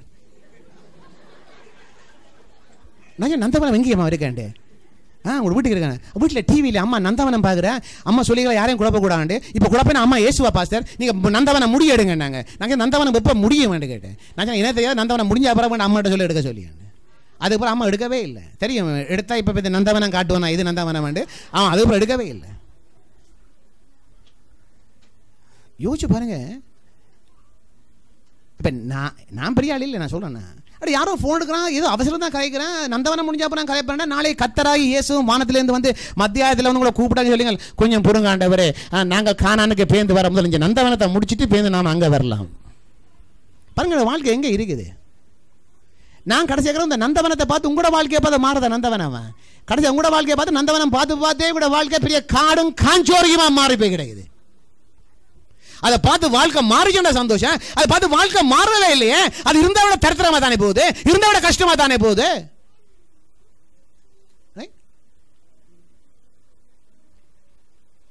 நான் சுழுவரத்தில் போன பொழுது ஒரு வீட்டுக்கு போயிருந்தேன். அந்த பைபிள் ஸ்டடிக்கு போன பொழுது அந்த கிழமை அந்த அம்மா வரல, அடுத்த வாரம் தான் வந்தேன். நாங்களே இன்னும் அவங்கள போன கிழமை காண இல்லையான்னு. ஐயோ தம்பி அது ஒரு பெரிய கதை, நான் அவசரமாக எலக்ட்ரிசிட்டி வீட்டுக்கு போய் காசு கட்டிட்டு வந்துட்டேன் அப்படின்னு. ஐயா அடுத்த நாள் போய் கட்டிக்கல, ஐயோ நான் உடனே போய் கட்டிட்டு வந்துட்டேன்னு. என்னென்ன ஐயோ நாலு ராத்திரிக்கு டிவி ப்ரோக்ராம், கரண்ட்டை வெட்டி விட்டா ராவுக்கு டிவி ப்ரோக்ராம் பார்க்கல. அது அப்பா யோசிச்சேன், இந்த டிவி ப்ரோக்ராமுக்காவது போய் எலக்ட்ரிசிட்டி பில் கட்டுறாங்களே, கர்த்தருக்கு ஸ்தோத்திரம், அந்த வழியிலையாவது பரவாயில்லை. டிவி பார்க்கறதுக்காண்டி போய் எலக்ட்ரிசிட்டி பில் கட்டுறாங்க.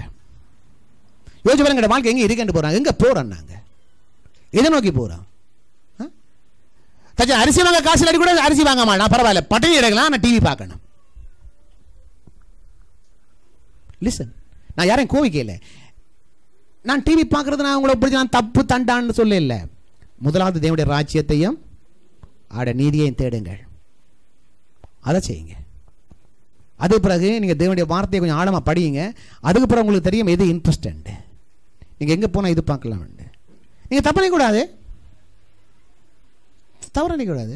டிவியில் நிறைய ப்ரோக்ராம், நல்லா கிறிஸ்டியன் ப்ரோக்ராம் போது பார்க்கலாம். ரைட்டா, என்கிட்ட ஒரு மொபைல் ஃபோன் இருக்குது,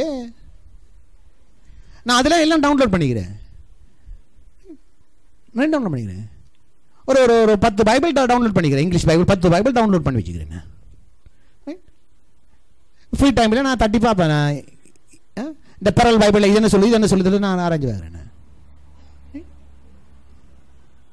நம்ம உங்களோட லேப்டாப் இருந்தால் நீங்கள் டவுன்லோட் பண்ணி பாருங்க, ஈஸ்வேர்ட் 10.4 டவுன்லோட் பண்ணுங்க. பண்ணிங்கன்னா ஒரே டைமில் ஒரே கிளான்ஸில் நீங்கள் ஒரு 25 பைபிள் பார்க்கலாம். ஒரு 6 கமெண்ட்ரி இருக்குது அதில். ரைட்டா, நீ ஒரு வார்த்தை படிச்சு முடிக்க நான் சொல்றேன் குறைஞ்சது 5 மணத்தியால முடியும் அதில். ஆனால் அவ்வளவும் தேன் கூட்டிலும் ஒழுகும் தேனிலும் தொழி தேனிலும் மதுரமானது. அதை பார்க்க பார்க்க விசுவாசம் உண்டாகும். தேவனுடைய வார்த்தையை தியானிக்க தியானிக்க என்ன உண்டாகும்? விசுவாசம் உண்டாகும். ஸோ அதை பாருங்க, spend some time with that. நான் சொல்லுறேன் 10.4 வேர்ஷனில் வந்து என்ன பிரச்சனைன்னா, நல்ல காரியம் என்னென்னா அதில் தமிழ் பைபிளும் போய் இன்சர்ட் பண்ணிக்கிறாங்க. ஸோ உங்களுக்கு இங்கிலீஷ் தெரியாது பரவாயில்ல, நீங்கள் டேலை வைத்து போய்ட்டு தமிழ்லையும் பார்க்கலாம். அது டைம் இருக்கணும், சரியா? ஓகே, அப்போ பாருங்க, இந்த வார்த்தை தான் ஒரு முக்கியம். இந்த வார்த்தை ஒரு விதியை போல, அது ஒரு பிரமாணம், அது 100% அப்படியே ஆற்று எங்களுக்கு வெற்றியை கொண்டு வரும். ரைட்டா? ஸோ வெற்றிகரமான வாழ்க்கை, ஒரு ஜெயமுள்ள வாழ்க்கை, ஒரு விடுதலையின் வாழ்க்கைக்கு தேவையானது என்ன தெரியுமா? வார்த்தை. இந்த வார்த்தை என்னது? நாம் பேசுகிற வார்த்தை. நாம் இதை பேச போறோம்.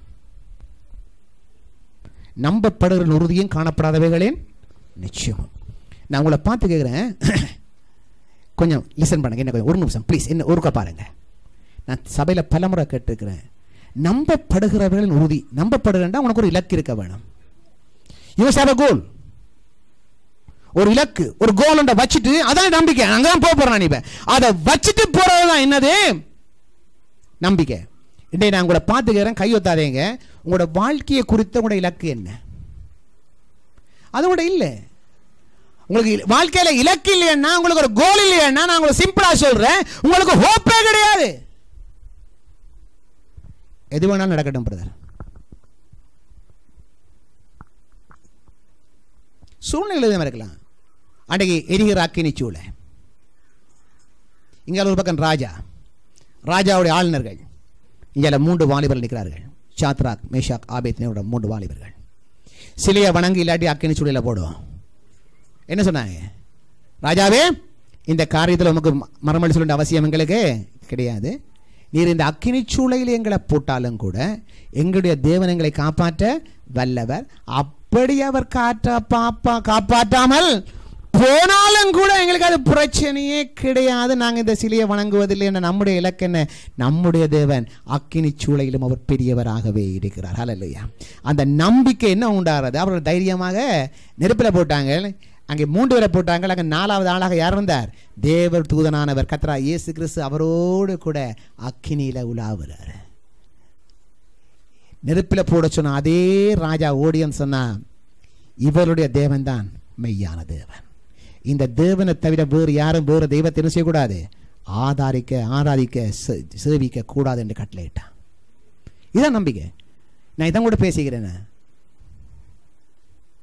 நிறைய பேர் இருக்கிறீங்க, இளம் வாலிப பெண் பிள்ளை இருக்கிறீங்க, பையங்க இருக்கிறாங்க, சந்தோஷம். உங்களோட எதிர்காலத்தில் இலக்கு என்ன?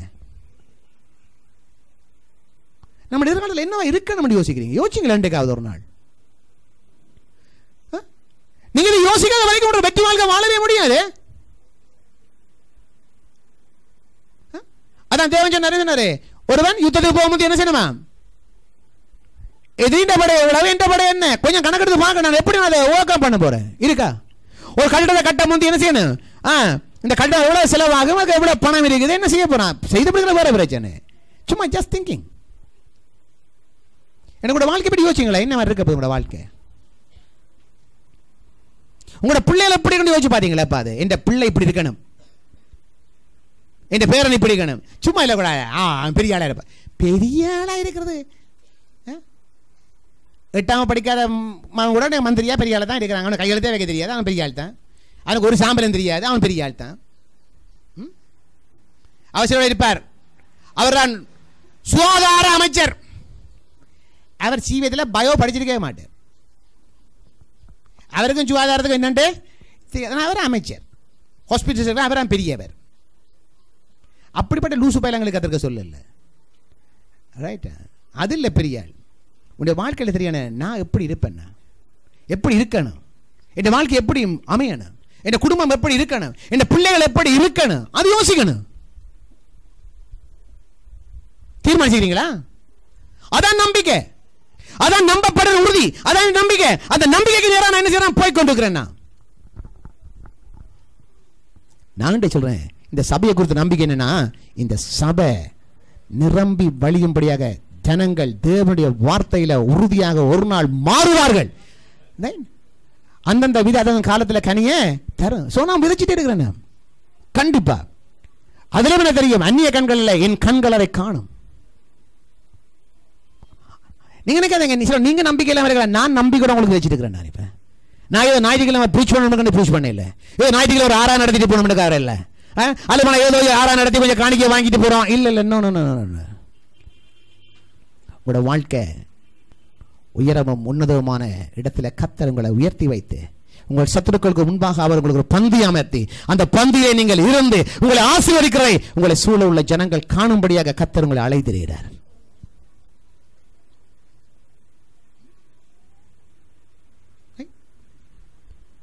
நான் சொல்றேன், இயேசுவின் நாமத்தில் சொல்றேன், இன்றைக்கு தீர்மானிங்க. அட்லீஸ்ட் இன்றைக்காக தீர்மானிங்க. தீர்மானிச்சு கூட பைபிள்ல பின்னுக்கு எழுதுங்க, நான் இவ்விதமா இருப்பேன் சொல்லி நீங்க எழுதி பாருங்க, அது நடக்கும். ஏன் நடக்காது? But it takes some time. அருமையானவர்களே, நான் 86வது ஆண்டு நான் பைபிள் ஸ்கூலுக்கு போனேன். இப்போ பைபிள் ஸ்கூலுக்கு போன பொழுது ஃபர்ஸ்ட் டே அந்த பாஸ்டர் செத்து போயிட்டார். பாஸ்டர் இன்புருவன் செத்து போயிட்டார். அவர் வந்து படிக்க சொன்னார், நீங்கள் ஊழியத்துக்கு வந்துக்கிறீங்க, உங்களுடைய இலக்கு என்ன எழுதுங்க அப்படி என்றார். உங்களோட ஊழியத்தில் உங்களுடைய இலக்கு என்ன அப்படி என்று எழுத சொன்னார். நான் என்ன எழுத தெரியுமா? ஒவ்வொரு ஞாயிற்றுக்கிழமையும் நான் ஆண்டவரை 5 இடத்துல பிரசங்கம் பண்ணணும். 5 இடத்துல பிரசங்கம் பண்ணணும். உங்களோட வார்த்தை நான் பேசணும். அதான் எனக்கு இருந்த ஒரு ஆதங்கம். என்ன அதுக்கு தான் நான் பைபிள் ஸ்கூலுக்கு போயிருக்கிறேன். பைபிள் ஸ்கூலுக்கு போனது போதராபுரம் காண்டி இல்லை, உங்களோட வார்த்தையை பேசணும். எழுதினேன். இது 86வது ஆண்டு எழுதினேன். 14 வருஷங்கள் கழித்து 2000 ஆண்டில் கர்த்தர் அதை நிறைவேற்றினார். காலையில் 6 மணி பாண்டவெட்ட, 7:30 மணி உடுவில், 9 மணி மானிப்பாய், 3 மணி கோண்டாவில் 5 மணி அளவெட்டி.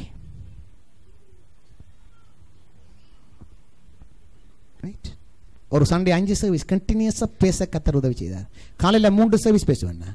விடிய வேலை 5 மணிக்கு வீட்டை வெளிக்கிட்டேன்னா மத்தியானம் 12-1 மணி வீடு போகும் வரைக்கும் பேசிட்டே இருப்பேன். எனக்கு அதெல்லாம் கஷ்டம் இல்லை. இன்னைக்கு பாருங்க, இன்றைக்கி பேசி முடியும், அடுத்து போய் மாணிப்பால் அடுத்த சர்வீஸ் நடத்த போகிறேன். ரைட், மாணிப்பால் சர்வீஸ் பின்னர் 4:30 மணிக்கு விடுதலை நாளான பேச தான் போகிறேன். நான் வந்து ஒரு நாள் கேட்டார், பாஸ்டர் நீங்கள் இப்படி கண்டினியூஸாக பேசுறீங்களே, உங்களுக்கு டயர்ட் ஆகாதாண்டா? நாங்கள் ஏன் பிரதரே, இல்லை எனக்கு ஒரு சர்வீஸ் போகிற பேச இல்லை, அதை நான் கழிச்சு போகிறேன். நான் சொன்னேன், நீ உங்களுடைய சுயபலத்தில் பேசுகிறா கழிச்சு போகிறேன். நாம் பேசுறது தேவனுடைய வார்த்தை, அது ஆவியாயும் ஜீவனமாக இருக்கிறது. அந்த வார்த்தையில் என்ன இருக்கிறது? வல்லமாக இருக்கிறது. ஆனபடியாக தான் நாம் பேச பேச பேச என்ன உண்டாகிறது? நான் சோர்ந்து போறதில்லை, நான் என்னோட பலனடைகிறேன். ஹல்லேலூயா. அதான் என் ரகசியம். நீங்கள் வேணா சொல்லுங்க, தேவனுடைய கிருபையினால 5 செய்தி என்ன 500 செய்தியும் பேசலாம். நான் போன முறை போயிட்டு சொர்க்கம் டிவி ரெக்கார்டிங்குக்கு காலையில் 10 மணிக்கு உட்காந்தேன்னா, சரியா 1:30 மணி வரைக்கும் கண்டினியூஸாக ஒவ்வொரு 27 நிமிஷத்துக்கு கட் பண்ணி, பாஸ்டர் 27 கட் பண்ணி வச்சேன். அடுத்த செய்தி, அடுத்து என்ன கேட்டாங்க, பாஸ்டர் டிவிக்கு போறீங்களா, ரிலாக்ஸ் பண்ண போறீங்க? ஒன்று பண்ண, நீ பேச, நீ இனிமேல் ரெக்கார்ட் பண்ணி முடிதான் வாரேன். அப்படியே 1:30 மணி மட்டும் பேசிட்டு அதுக்கப்புறம் சாப்பிட்டுட்டு திரும்ப 2:30 மணிக்கு உட்காந்து 4:30 மணி மட்டும் கண்டினியூஸாக பேசிட்டு வந்த பொழுது அந்த ரெக்கார்ட் பண்ண சொன்னார், பாஸ்டர் நான் களைச்சு போனேன் பாஸ்டர் என்றார். ஏன்னுங்க, இப்படி வந்து யாரும் பேசினதும் இல்லை, இப்படி 4 மணி நேரம் ரெக்கார்டு பண்ணி உட்காந்து நான் களைச்சு போனேன் பாஸ்டர், கொஞ்சம் நிப்பாடுங்க பாஸ்டர். இடையில 2 நாள் தான் நான் முடிச்சுட்டு போயிடுறேன். ரைட், அவர் கேட்டார், என்னென்று பாஸ்டர் நீங்கள் பேசுறீங்கன்னு. நான் சொன்னேன், அது அப்படிதான். அவர்கிட்ட பாஸ்டர் நீங்கள் பேசும்பொழுது முன்னுக்கு ஒருவருமே இல்லையே, வெறும் கேமரா பார்த்து எப்படி பேசுறீங்க? நான் சொன்னேன், நான் கேமரா பார்த்து பேச இல்லையே, நான் கேமரா பார்த்து உட்காந்து அந்த காரில் உட்காந்துருந்தா எனக்கு அதிகமா இப்போ இந்த செய்தி போகிற ஆண்டவரை இப்போ நான் 1,00,000 பேருக்கு பேசிக்கிறேன். நான் இப்போ எப்படி பேசுகிறேன்? இலங்கையில் ஏறத்தாழ 1,00,000 பேருக்கு மேலே நான் பேசிக்கிறேன். இந்த செய்தி 1,00,000 பேர் கேட்குறாங்க. ஸோ இந்த 1,00,000 பேருக்கு நான் பேசிக்கிறேன். நான் என் கண்ணுக்கு கேமரா தெரியாது, என் கண்ணுக்கு முன்பாக தான் 1,00,000 பேர் உட்காந்துருக்கிறேன் பார்க்குறேன். சில அப்படி பேசிக்கொண்டிருக்கும் பொழுது கர்த்தர் ஆவியானவர் நடத்தும் பொழுது நான் சொல்கிறேன், இந்த நான் 3 முறை சொல்லிக்கிறேன், என் வலதுகை பக்கத்தில் இருக்கிற 3வது ஆள், நீ டிவியில் இந்த ரூமில் வந்து உட்கார்ந்து பேசிக்கொண்டிருக்க, கர்த்தருடைய வியாதியை குணமாக்குறார், உன்னுடைய பிரஸ்ட் கேன்சர் குணமாக்குறது நான் சொல்லிக்கிறேன் பாருங்க, சுகமடையும். என்னது கர்த்தர் சொன்னது. ரைட், அனுமதி நான் பேசிட்டு இருக்கிறேன். உங்களோட வாழ்க்கை மாறும். வாழ்க்கையை மாத்திரம் தேவனுடைய வல்லமை. நம்ம இது வெறும் நம்ம சர்ச்சுக்கு நாங்க சர்ச்சுக்கு போனா சர்ச்சுக்கு போய் ஒன்று நடக்க போறது கிடையாது பிரதர். தேவனுடைய வார்த்தை இருதயத்துல வையுங்க, அதுதான் உங்களோட வாழ்க்கையை மாற்றும். உங்களை பக்கத்தில் பார்த்து சொல்லுங்க, நீங்கள் வெறுமனவே சர்ச்சுக்கு போறதோ, லேடிஸ் பேருக்கு போறதோ, ஜபக்கூடத்துக்கு போறதோ எதுவுமே ஒன்றும் செய்ய போவதில்லை. நீங்கள் தேவனுடைய வார்த்தையை அந்தந்த கூட்டங்களில் கேட்கும் பொழுது அதை விசுவாசித்து அதை இருதயத்தில் வைத்திருந்தா இருந்தால் அது அப்படியே உண்டாகும். ஹல்லேலூயா. அது சண்டை ஸ்கூலில் இருக்கட்டும், சண்டை ஸ்கூலில் கதை கட்ட மாட்டில்ல, அந்த கதையில் என்ன விஷயம் சொல்கிறாங்க அதை எடுத்து இருதயத்தின் ஆழத்தில் வச்சு அதை அப்படியே பேசும் பொழுது அப்படி என்ன ஆகிறது? அது உண்டாகிறது. அதனுடைய பிரச்சனை என்ன தெரியுமா? நம்ம குழப்பத்தை பேசிக்கிறோம், பிரச்சனையை பேசுகிறோம், கஷ்டத்தை பேசுகிறோம். நிப்பாட்டுங்க, தெரிந்தெடுத்து பேசுங்க, தப்பே கிடையாது. சரியா? வேதம் சொல்றது அப்படிதான் சொல்லுது, விதைக்கிறவனுக்கு விதையையும் புசிக்கிறவனுக்கு. அவ விதைக்கிறவனுக்கு விதைன்னா என்னது? கண்டதையும் விதைக்கிறது இல்லை, விதைக்கிறவன் தெரிந்தெடுத்து விதைக்கிறான். அவனுக்கு விளங்குது தண்ட தோட்டத்தில் வெண்டிக்காய் போடுறதா, வெங்காயம் நடுறதா, மிளகாய் போடுறதா, பைத்தங்காய் போடுறதா, பாவக்காய் போடுறதா, அவன் தான் தீர்மானிக்கிறான். எனக்கு இதுதான் அறுவடையை கொண்டு வரும், இது எனக்கு செழிப்பை கொண்டு வரும், இதைத்தான் நான் விதைக்க போறேன். அருமையானவர்களே, தேவனுடைய வார்த்தையும் அவிதமாக தான் நாம் எடுத்து பேசணும். என்ற வார்த்தையில் வல்லமை இருக்குது, அதை விதைச்சா வரும். ரைட், அனைவருக்கு அதான் பிரச்சனை. இங்கே விதைக்கிறீங்க, வெளியால் போனோன்னா அதுக்கு ஏறு மாறுறா முள்ளையும் குறுக்கையும் முளைப்பிச்சிடுறீங்க. அது நல்லா தான் இருக்குது பாஸ்டர், சேர்ச்சில் நல்லா தான் பேசினார், இட்ஸ் வெரி இன்ட்ரெஸ்டிங். ஆனால் வீட்டுக்கு போய் அது இங்கே வேறுக்கு எல்லாருக்கும் கஷ்டம், எனக்கும் கஷ்டம் என்று சொல்லி அந்த நீயே விதைச்சதை முளைக்க விடாமல் தின்னுட்டு போட்டேன். அதை முளைக்க விடு, அது நடக்கும். சொன்ன காரியம் மறந்துடாங்க. The faith is a confidence. Is a confidence. திட நம்பிக்கை, தைரியம். நான் விதைச்சுக்கிறேன், அது நடக்கும். பக்கத்தை பார்த்து சொல்லுங்க, உங்களுடைய விசுவாசத்தோட உங்கள் தைரியத்தையும், தைரியத்தோட பொறுமையையும், பொறுமையோட அன்பையும் கூட்டி வளருங்க. நான் வளருங்கன்னு சொல்லல, வளருங்க, வளர்ப்பீங்க. ரைட்டா? விசுவாசத்தை பேசிட்டீங்களா? திட நம்பிக்கை இருங்க, தைரியமா இருங்க, பொறுமையோடு இருங்க. அது வரும், அது நடக்கும், கண்டிப்பா நடக்கும். அருமையானவர்களே, நான் சொல்றேன், உங்களுடைய வாழ்க்கை செழிப்பாக மாறும், உங்களோட வாழ்க்கை நன்மையாக மாறும். நீங்கள் இப்போது இருப்பதை காட்டிலும் 1000 மடங்கு ஆசீர்வாதமாய் இருப்பீர்கள். அது தேவனுடைய வார்த்தை.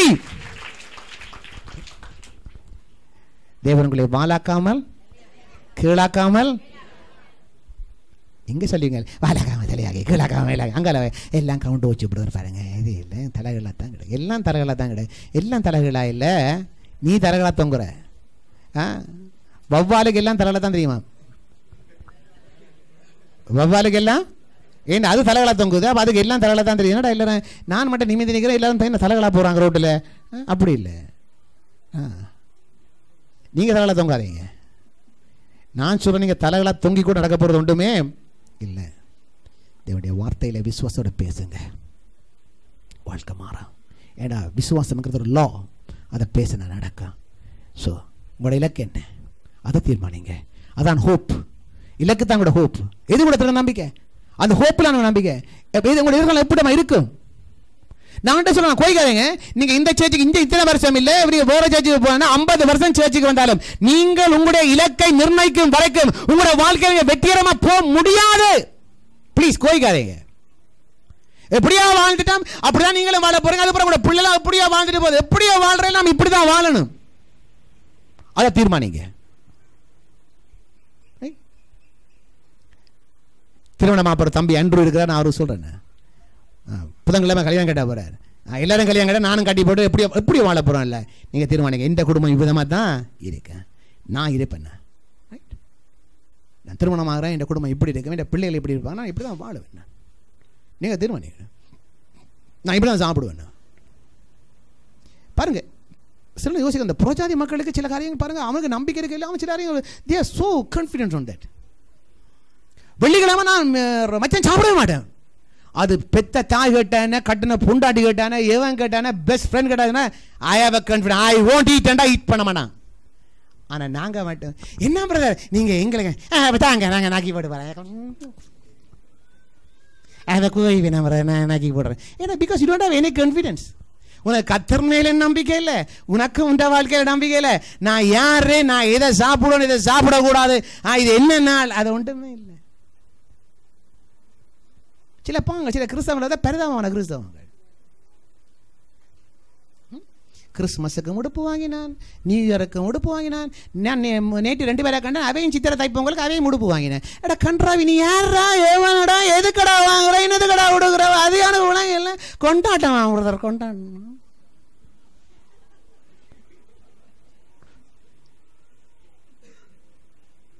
இன்றைக்கு அதே மாதிரி தான் திரும்ப வேணா அது ஒரு கொண்டாட்டம் பிரதர். நான் குடிக்கணும் நான் வாங்க ஒன்றும் வேண்டாம் பண்ண மாட்டோமே, நீ வேற தானே பொடல் கொடுத்தாலும் குடிக்கிறனாங்களானே ஆண்டவரை கொடுத்துட்டு போகிறது என்ன ஏதோ வேணும் யோசிக்கணும். நான் கம்யூனிக்கு வந்துக்கிறேன், இது கர்த்தருடைய பந்தி, இது என் வாழ்க்கையை விதமாய் மாற்ற போகிறது, இதில் எனக்கு நன்மை உண்டாகும், இதை புசிக்கும் பொழுது வியாதி எல்லாம் என்னை விட்டு நீங்கும், ஐஸ்வர்யமும் செழிப்பும் உண்டாகும், என் பலவீனம் என்னை விட்டு நீங்கும், நான் பூர்ண ஆரோக்கியமாய் இந்த இடத்தை விட்டு வெள்ளியோடும் பொன்னோடும் கடந்து போவேன், அந்த வெள்ளியும் பொன்னையும் கொடுக்கிற கர்த்தரோடு நான் கடந்து போவேன். இதைத்தான் நான் விசுவாசிக்கணும். அதை விட்டுட்டு குடிப்பேன், அது குடித்தாலும் அது நாரி பிடிப்பு அங்கே தான் இருக்குது, முதுகு தண்டல் இருக்கும், வாழ்க்கை முழுக்க தண்டெல்லாம் தான் இருக்குது. அங்கே தண்டுறது மட்டும் இல்லை, பேருந்து ஊருல போய் நாங்கள் தண்டை வழி கட்டுருவோம். தண்டாதீங்க, யோசிங்க, கர்த்தர் நல்லவர். ப்ரே பண்ணலாமா? எழுந்திருப்போம், ஜெபிக்கலாம். எல்லாரும் ஜெபிக்க போகிறோம். முதல்ல உங்களோட வாழ்க்கையை கொடுத்தீங்க, யோசிங்க, நான் என்னவா இருக்க போகிறேன். நீங்க அதை தீர்மானிக்கும் வரைக்கும் ஒன்று செய்ய முடியாது. உங்களோட தொழில் விதமாக இருக்கணும், உங்களோட வியாபாரம் எப்படி இருக்கணும், நீங்க வேலை செய்யற வேலை, கைட்டு செய்யற வேலை இப்ப நான் தனியா தான் செய்யறேன். நீங்க என்ன யோசிக்கிறீங்க? ஆண்டவரே இந்த தொழில்துறை பெருசா இருக்கணும், எனக்கு கீழே இன்னொரு 10 பேர் வேலை செய்வாங்க ஆண்டவரே. இப்ப நான் தனிச்சு வேலை செய்யறேன், என்னுடைய வியாபாரம் இன்னும் அதிகமா பெருகும் ஆண்டவரே. கர்த்தாவே இப்ப நான் என் வீட்டாரை மட்டும் நான் உதவி செய்வேன் ஆண்டவரே. நான் செழிப்படைந்து என் ஊர் மட்டுமல்ல, என் வீடு மட்டுமல்ல, என் ஊரா, என் சபை மக்கள் எல்லாருக்கும் நான் அள்ளி கொடுக்கிறதுக்கு ஆண்டவரே என்னை நீ ஆசீர்வாதமா மாத்த போடுற ஆண்டவரே. அதுக்காக நன்றி ஆண்டவரே. ஓ ரீதாகாபா சாந்திகா ராலாபா தீனமா ரியாந்திகியாந்தா ராலாபா கரியா. அன்பின் பரலோக பிதாவே, இந்த காலை வேளையில உங்களுடைய பிள்ளைகளோடு சேர்ந்து நான் ஜெபிக்கிறேன். இந்த பிள்ளைகள் ஒரு சரியான ஒரு இலக்கை, சரியான ஒரு கோல் உண்டு, ஒரு சரியான ஒரு தீர்மானத்தை எடுக்க உதவி செய்ய ஆண்டவரே. இத்தனை வருஷமும் சாத்தான் இவர்களை ஏமாத்தி விட்டான் ஆண்டவரே. ஒரு தீர்மானம் இல்லாமல் வாழ பண்ணிட்டான் ஆண்டவரே.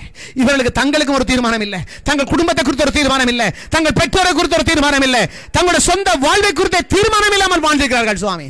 என்ன வேண்டும் என்றாலும் நடக்கட்டும் என்று விட்டிருக்கிறார்கள். ஆனவர்கள் தான் ஆண்டவரே சத்துருவானுடைய வாழ்க்கையை போட்டு சின்ன பின்னமாக்கி இருக்கிறான் ஆண்டவரே, உடைத்து நொறுக்கி இருக்கிறான் ஆண்டவரே. இயேசுவின் நாமத்தில் சத்துருவே இவருடைய சிந்தையை விட்டு வெளியேறும்படி அவனை காட்டிடுவேன். தேவரீர் உம்முடைய பிள்ளைகள் ஒரு சரியான தீர்மானத்தை எடுக்கட்டும்.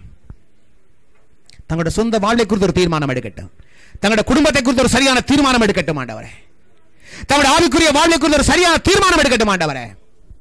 இன்றைக்கு இந்த தீர்மானம் இல்லாதனால் தான் ஆண்டவரே இன்றைக்கு அநேகர் ஓடி ஆடி திரிகிறார்கள்.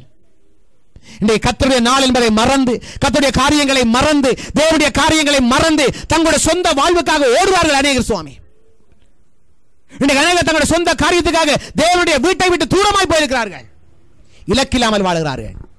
ஆண்டவரே, முதலாவது தேவனுடைய ராஜ்யத்தையும் நீதியையும் தேடும் பொழுது தேவரீர் நீர் வானத்தின் பலனிலை திறந்து இடம் கொள்ளாமல் போகும் மட்டும் நீர் ஆஸ்வதிக்கிற தேவனுங்கிற அந்த வாக்கு தத்துவத்தில் நம்பிக்கை இல்லாமல் வித்அவுட் எனி கான்ஃபிடன்ஸ் ஆண்டவரே போயிருக்கிறார்கள். ஆண்டவரே, இந்த சபையில் ஒரு கான்ஃபிடன்ஸ் இருக்கணும் ஆண்டவரே. இந்த மக்களுக்கு ஒரு கான்ஃபிடன்ஸ் இருக்கணும், தேவனுடைய வார்த்தையில் ஒரு தொடர் நம்பிக்கை இருக்கணும். இந்த வார்த்தையின்படி எனக்கு ஆகும், நான் பேசும்பொழுது உண்டாகும், என் குடும்பம் இவ்விதமாக இருக்கும், என் எதிர்காலம் இவ்விதமாக இருக்கும் என்கிற தொடர் நம்பிக்கையோடு வாழ ஒவ்வொருவரையும் ஆசீர்வதித்து காத்துக்கொள்ளும். இயேசு கிறிஸ்துவின் உன்னத நாமத்தில் நல்ல பிதாவே, ஆமென். நீங்கள் வந்ததுக்கு நன்றி. கர்த்தர் தாமே உங்கள் ஒவ்வொருவரையும் நிறைவாக ஆசீர்வதிப்பார். அடுத்த திருவிருந்து ஆராதனை உண்டு. தயவு செய்து மறுபடி பிறந்து முழுக்கு ஜாசனம் பெற்ற அனைவரும் நீங்கள் திருவிருந்து ஆராதனை கலந்து செல்லுங்கள். கர்த்தர் உங்களை ஆசீர்வதிப்பாராக. இந்த இடைப்பட்ட நேரத்தில் யாருக்காவது தனிப்பட்ட ஜெபிக்கணுமா இருந்தால் நீங்கள் சீக்கிரமாக நம்ம ஜெபிச்சு போகலாம்.